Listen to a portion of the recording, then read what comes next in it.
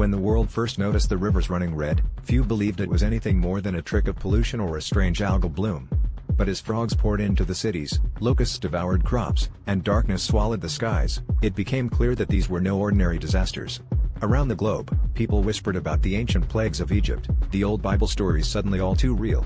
Panic grew as disease spread, livestock died, and the firstborns fell ill, echoing a time when God's warnings were ignored. Leaders and scientists scrambled for answers, but the phenomena defied explanation.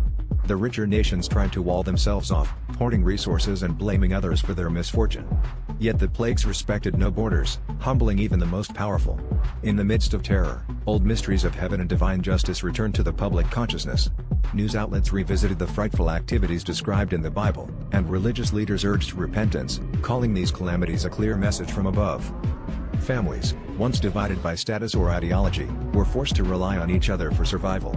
Strangers became brothers out of necessity, sharing food and comfort as the world trembled. Some resisted, clinging to pride and old ways, but many began to see their own failings reflected in the suffering around them. Compassion blossomed in unexpected places, and humility grew in the hearts of those who once scorned it.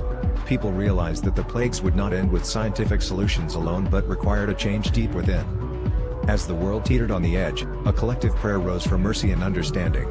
Slowly, the signs of wrath faded as people mended their ways, embracing the compassion and humility demanded of them.